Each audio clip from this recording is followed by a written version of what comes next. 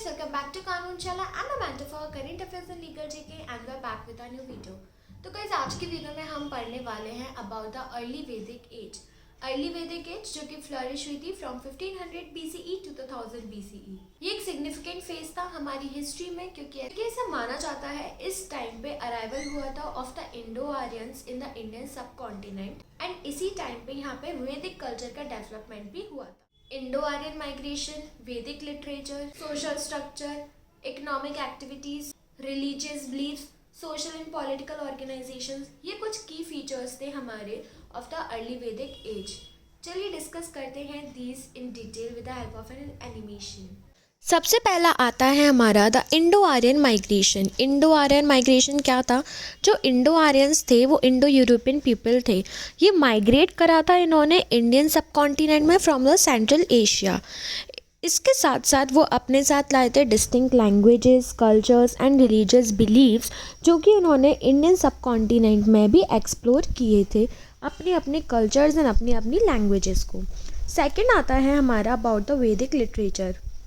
During the वैदिक literature period, इस period ने विटनेस किया था the composition of the Rigveda जो कि हमारा सबसे ओल्डेस्ट वेद है अमंग द 4 वेदास. जो ऋग्वेद है वो कलेक्शन है of hymns and the prayers जो प्रोवाइड करता है valuable insights into the religious beliefs, social structure and daily life of the early Vedic people. ये पूरा हमारे अर्ली वैदिक पीरियड के टाइम के बारे में बताता है. नेक्स्ट है हमारा about the social structure. In the social structure जो हमारा अर्ली वैदिक सोसाइटी थी वो 4 वर्न्स में या 4 सोशल क्लासेस में ऑर्गेनाइज की गई थी. जैसे कि ब्राह्मण्स जो कि प्रीस्ट हुआ करते थे, क्षत्रियास जिनको वॉरियर्स एंड रूलर्स बनाया जाता था, जो वैश्यास थे वो मर्चेंट्स एंड फार्मर्स होते थे एंड जो शूद्रास थे वो लेबर्स थे. अब ये जो सिस्टम था ये लेस रिजिड था लेकिन लेटर वैदिक पीरियड के टाइम पे ये ज़्यादा रिजिड हो गया था. बात की जाए सोशल स्ट्रक्चर की तो सोशल स्ट्रक्चर जैसे ऑर्गेनाइज किया जाता था उन कैटेगरीज़ के लोगों को उन्हीं के अकॉर्डिंग काम करना पड़ता था. जो ब्राह्मण्स होते थे वो प्रीस्ट का काम करते थे, जो क्षत्रियास होते थे वो लड़ाई या फिर उनको रूलर बनाया जाता था, जो वैश्यास होते थे वो फार्मर्स होते थे या फिर उनको मर्चेंट्स बनाया जाता था, जो शूद्रास थे उनका काम होता था साफ़ सफाई करना या लेबर का काम करना. तो ये जो कैटेगरीज़ के लोग थे ये अपने कैटेगरी के ही अकॉर्डिंग काम कर सकते थे. लेकिन इस अर्ली वैदिक पीरियड में ये थोड़ा कम रिजिड था लेकिन बाद में लेटर वैदिक पीरियड में एंड आगे की जनरेशन्स में जाके ये काफ़ी ज़्यादा स्ट्रिक्ट पैटर्न फॉलो करना इनको पड़ता था.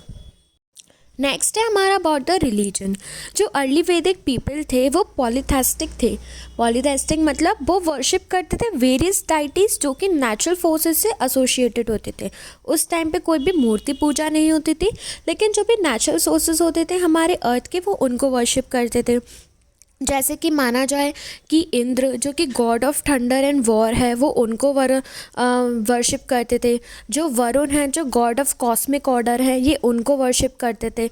अग्नि को वर्शिप करते थे क्योंकि ऐसा माना जाता है अग्नि गॉड ऑफ फायर है. एंड सोम जो कि एक सेक्रेट प्लांट हुआ करता था उस टाइम पे ये उसकी पूजा करते थे. तो रिलीजन भी उस टाइम पे नेचुरल फोर्सेस के अकॉर्डिंग एसोसिएट होता था एंड वो उसके अकॉर्डिंग अपनी डाइटीज़ को वर्शिप करते थे. नेक्स्ट है हमारा अबाउट द इकोनॉमी. जो हमारी इकोनॉमी थी वो प्राइमरीली डील करती थी विद एग्रीकल्चर और कैटल रियरिंग से क्योंकि यही उस टाइम पे इकोनॉमी में मेन ऑक्यूपेशन हुआ करता था. और दूसरी तरफ ट्रेड एंड जो बार्टर सिस्टम था वो भी एक सिग्निफिकेंट रोल था. तो मेनली ये 4 टाइप की इकोनॉमीज़ ही थी उस टाइम. या तो आप एग्रीकल्चर में होंगे या कैटल रियरिंग में होंगे, ट्रेड में होंगे या फिर आप बार्टर सिस्टम में. बार्टर सिस्टम मतलब एक चीज़ से दूसरी चीज़ को एक्सचेंज करना ऑफ द सेम वैल्यू. तो ये उस टाइम इकोनॉमी में था. अगर हम पॉलिटिकल ऑर्गेनाइजेशन की बात करें जो अर्ली वैदिक सोसाइटी थी वो ऑर्गेनाइज की गई थी इनटू स्मॉल ट्राइबल यूनिट्स जिनको जनास भी बोलते थे. जो ईच जना होता था उसका एक राजन या फिर एक किंग होता था जो कि पीपल इटसेल्फ उसको इलेक्ट करते थे. तो ये राजन होता था इसके पास कोई एब्सोल्यूट पावर नहीं थी बट पीपल जो भी बनाते थे जैसे एक पर्टिकुलर इंसान को वो वहाँ का बन जाता था.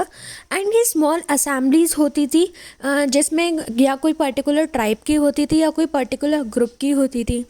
समिति, ये लार्ज असेंबली होती थी जहाँ पे किसी एक इम्पॉर्टेंट ओपिनियन या मॉडर्न कोई भी इम्पॉर्टेंट जो टॉपिक होता था उसके ऊपर इसमें डिस्कस किया जाता था।